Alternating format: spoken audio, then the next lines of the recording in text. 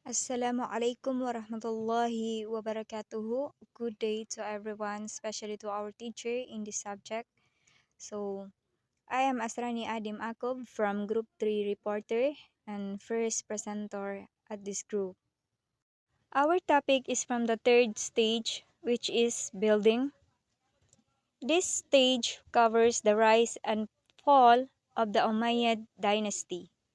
The Umayyads were in power of approximately 1 century, extending from the death of the last of the righteous caliphs Ali bin Abi Talib in 1661 CE and the ascendancy of the founder of the Umayyad dynasty, Caliph Muawiyah ibn Abi Sufyan, until the last of the Umayyad caliphs around the middle of the 8th century CE.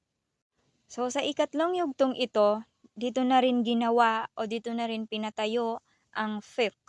So sa ikatlong stage na ito, dito na rin nag-build o nagpatayo ng fiqh kung saan ang stage na ito ay sumasaklaw sa pagtaas at pagbagsak ng dinastiyang Umayyad.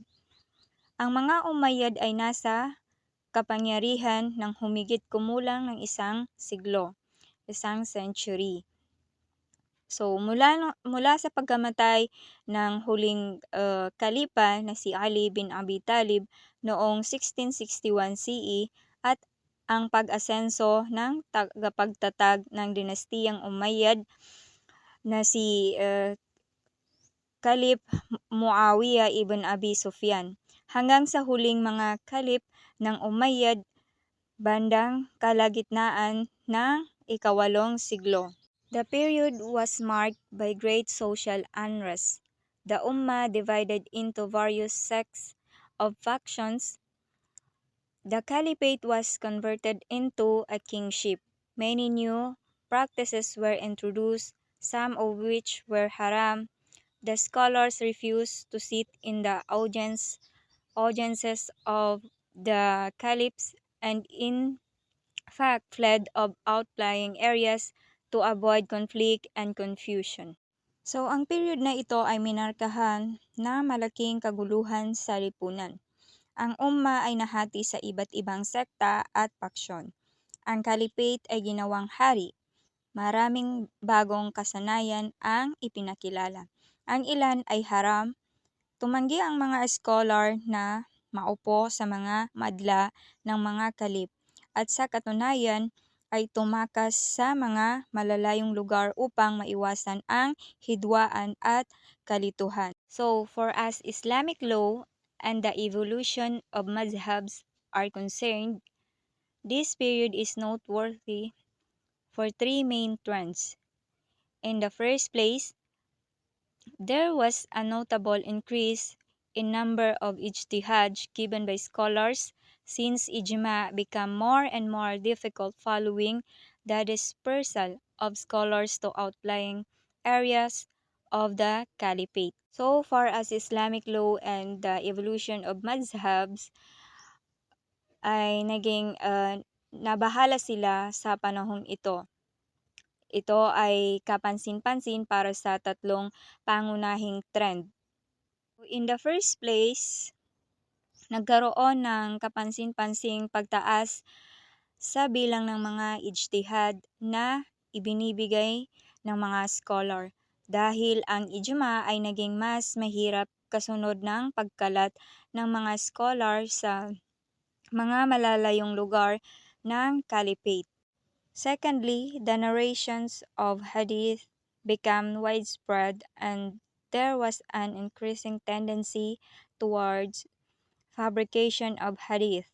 So sa pangalawa, ang mga pagsasalaysay ng hadith ay naging laganap at nagkaroon ng pagtaas ng ugali patungo sa kata ng hadith. So sa pangalawang ito ay naging laganap ang pagsalaysay sa hadith kung saan nagkaroon ng mataas ng pag-uugali patungo sa mga kata ng pagsusulat ng hadith. Finally, the period marked the first attempts at compilation of fiqh.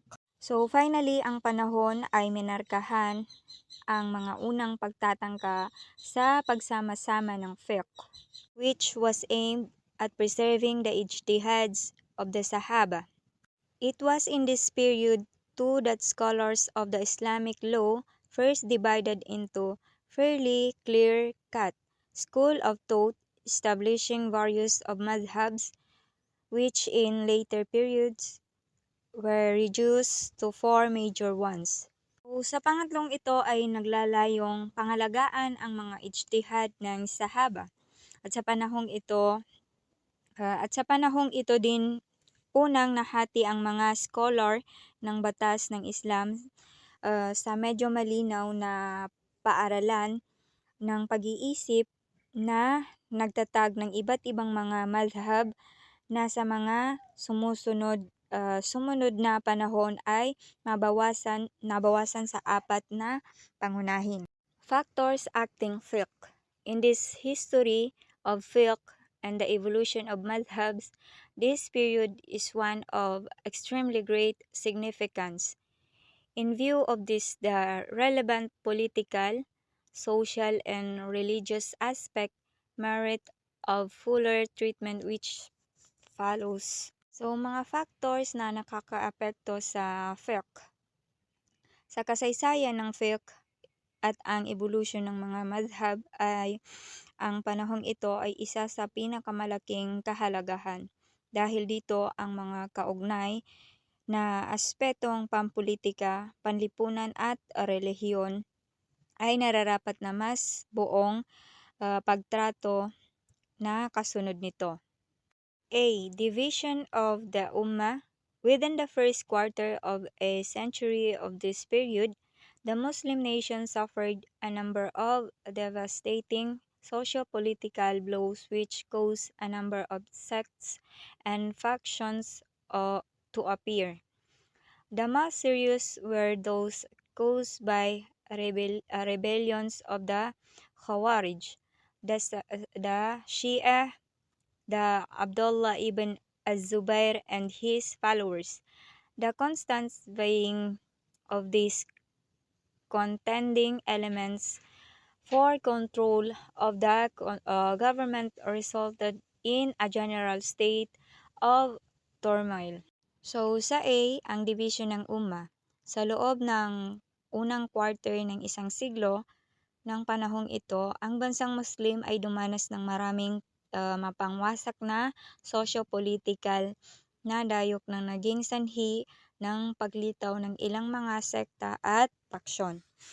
Ang pinakamalubha ay ang mga dulot ng mga naghihimagsik ng Khawarij at ang mga Shia at ang Abdullah ibn az-Zubair at ang kanyang mga tagasunod. Ang patuloy na pag-aagawan ng mga naglalabanang elementong ito para sa kontrol ng pamahalaan ay nagresulta ng isang pangkalahatang kalagayan ng kaguluhan.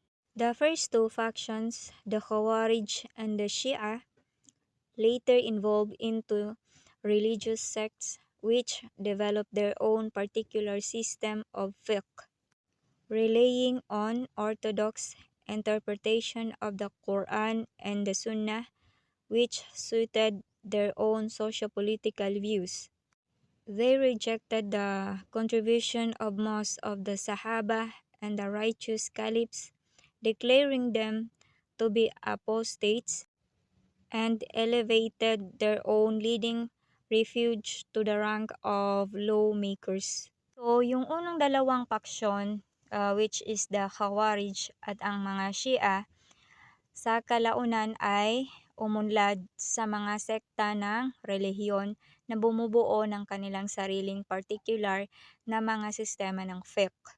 Sa pag-asa ng mga orthodox na interpretasyon ng Quran at Sunnah na nagbabagay sa kanilang sariling socio-political na pananaw. Tinanggihan nila ang mga contribution ng karamihan sa mga sahaba at mga matutuwid na kalipa na idineklara silang mga apostates at itinaas ang kanilang sariling nangungunang mga tao sa rangko ng mga gumagawa ng batas. So ibig sabihin, ang Khawarij at Shia ay kanilang nireject ang contribution ng mga sahaba at ang mga kalipa. So hanggang dito na lamang po. Syukran. Assalamualaikum warahmatullahi wabarakatuhu.